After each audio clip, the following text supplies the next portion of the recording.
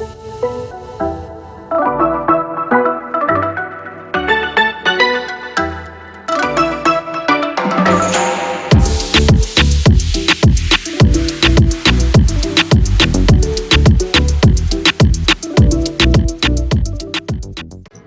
everyone, welcome back to a brand new video on ocean coasters, and today I will be reviewing what is actually surprisingly the only currently operating amusement park in Las Vegas, Nevada, considering this is a huge city that many people come to visit from all over the country and even different countries.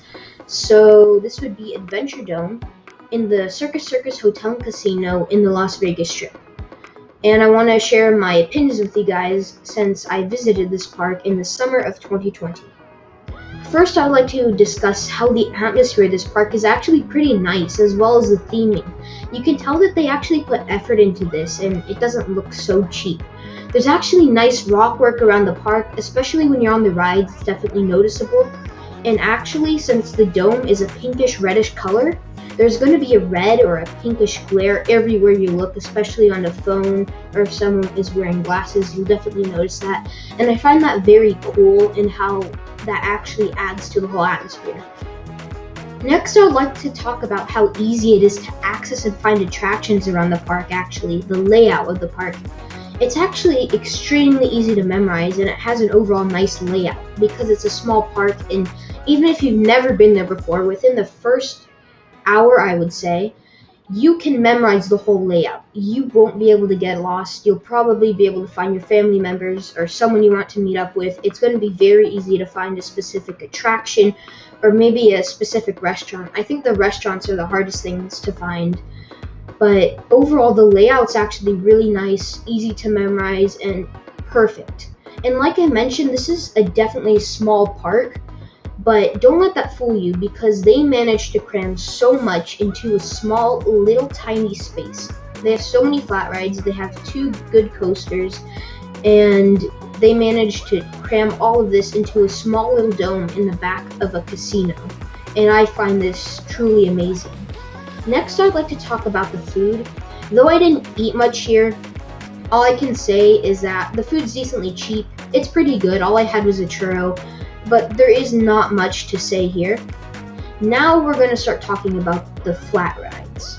So first one I'd like to mention is Chaos. In Chaos, you're in your own little container, I guess you could say, and you go and spin around in circles, inverting you. It's really fun.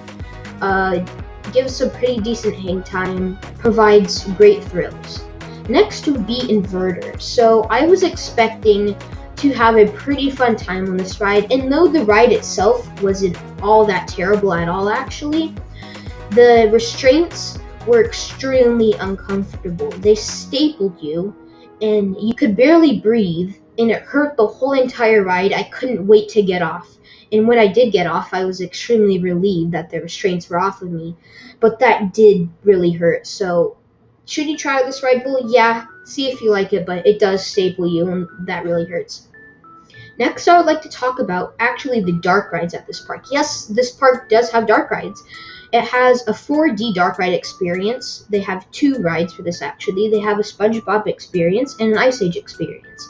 I got to try out the SpongeBob experience, and I could say this is actually very fun if you have a family with you, if you have some kids, and even for older people. This could be a pretty fun ride. They give you some 3D glasses and you feel the air, and it's actually really nice and a fun experience, especially if you're a SpongeBob fan. Next, I'd like to talk about their Angry Birds ride. So basically, this ride puts you in a motion vehicle, and though you could actually feel motion on this ride, I didn't actually enjoy it as much as the SpongeBob ride, since the SpongeBob ride felt like they put more work into it, like all the special effects. The Angry Birds ride was just a moving cart, and it wasn't much in my opinion, but you should try it out if you have the chance. Next, I would like to talk about the coaster lineup. So I will make full reviews for each of these coasters in a separate video. However, I will discuss them just a bit right now. First, I want to talk about Canyon Blaster, what is actually known to be one of the best aero loopers. So this aero looper gave airtime on the drop. Yes, it did, and it was actually really fun. I did marathon it. However, it did bang my head, but I just recently figured out I actually wasn't riding it right, since this was my first aero coaster ever. So I will make sure next time I head to Adventuredome to try this again and to keep my head forward to avoid the head banging. But though there was head banging, I did marathon this thing because how awesome the inversions were in that drop just blew me away. How short this thing was, but how much it could pack into the small layout.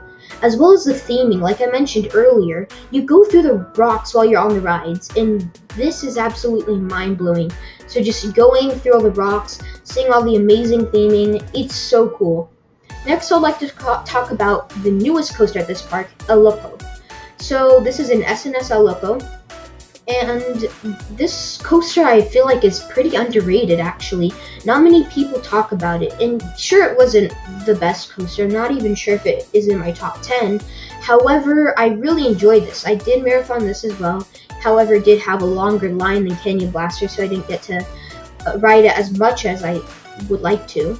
At the beginning of my visit, this was actually closed and they opened it back up earlier. That's why I think the line was actually pretty longer than Canyon Blaster. However, I did have a great time on this attraction. The airtime on the drop, some pretty good floater, and the inversions packed so much, especially that last dive loop. I really enjoyed that. Next, I would like to just talk about how much of a great and underrated park this is. If you're in Las Vegas and you're a coaster enthusiast, I recommend you visit this park. Just get it into your trip. It's really fun. I totally recommend it if you're a coaster enthusiast. Maybe if you have a family and you're looking for some things to do in Vegas, you should definitely come to this park because it's an experience you will not forget. The only downside I would say Adventuredome has is probably the lack of restaurants and different food options. However, other than that, Adventuredome is great for what it is, a small indoor amusement park in the back of a casino in Las Vegas. So I hope you guys enjoyed this video. Make sure to like, subscribe, and leave your comments on Adventuredome if you have been there. So I'll see you guys in the next video. Bye!